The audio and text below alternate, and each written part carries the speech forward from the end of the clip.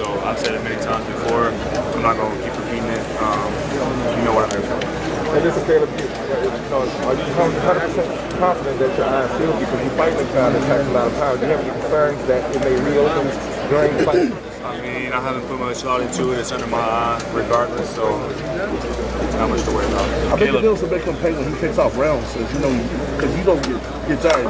You know from your endurance, the fact that he's known for taking off rounds before he sets up a big round, like he took off that 7th round before he got rid of Ben and Joe. How you gonna make him pay for that when he takes off those rounds?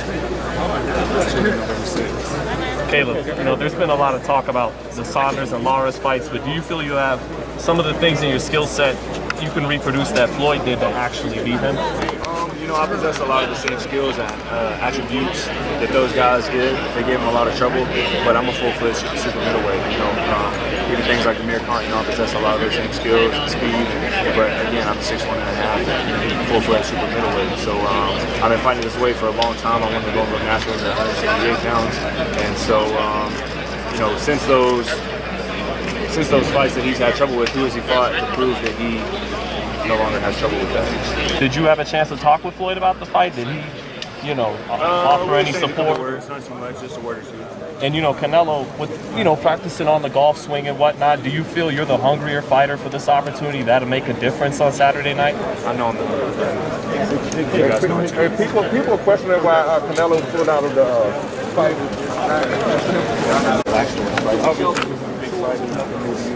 You always check the shape, in shape. But how do you kind of check your mind? You can't see him so many I mean, this is what I do, so I might be wired to the guys that are on the other side of the camera, so relax, I'm calm. I've been doing this for a long time. Like right now, headlining Fox shows that have literally 60 seconds. The Fox shows rivals, press tour, press conference, big win, whatever it may be.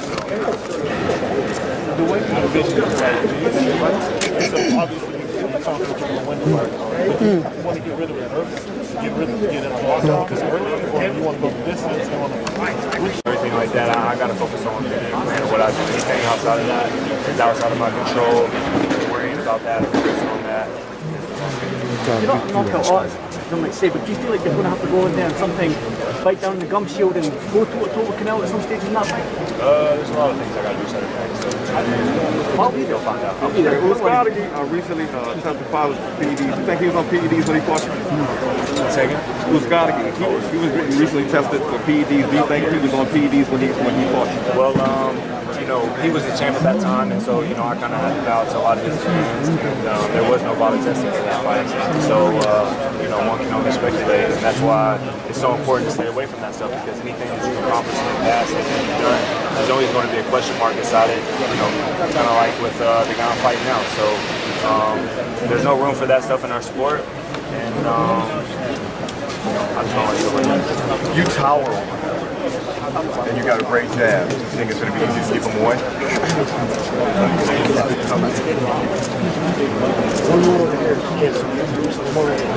Caleb, I gotta know, dude. The social media clip of you in the night fight and everything happening. Tell me the story behind that. What happened there? How old were you and how did that all come about? Right here. Right here. Joe and Mark. Hey Caleb, you came to fight when you're 5-0 on my cards in Chester, PA, of all places. I'm sure you remember those. If I would have said to you back then, you're 5-0, get me fighting this mega fight, with all the bells and whistles that go along with it, back then, what would you have said? I would have said, I know. I would have told you, I knew that before you knew that.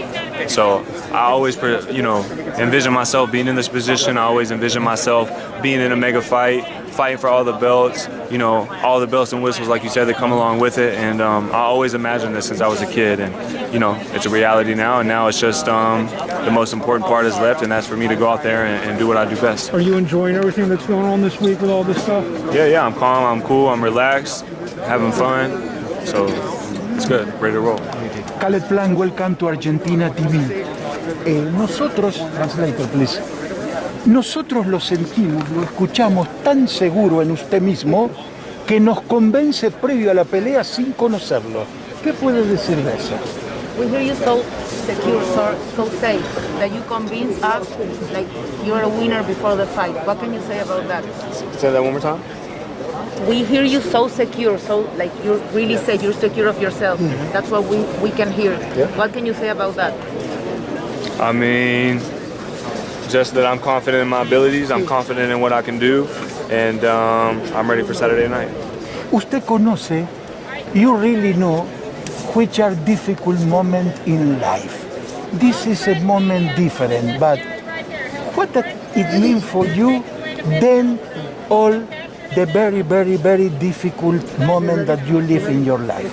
It means a lot to me. You know, it's been a lot of ups and downs to this point, and now I'm just focused on the task at hand, and you know, I'm pushing all those other things to the side and just, you know, focused on what I got to do. Thank you for Argentina. Thank you, sir. Dale plan. Argentina. Caleb, just last one, man. You said you won't find out till it's too late. At what point in the fight, what round do you think he'll start to say, "Oh shit"?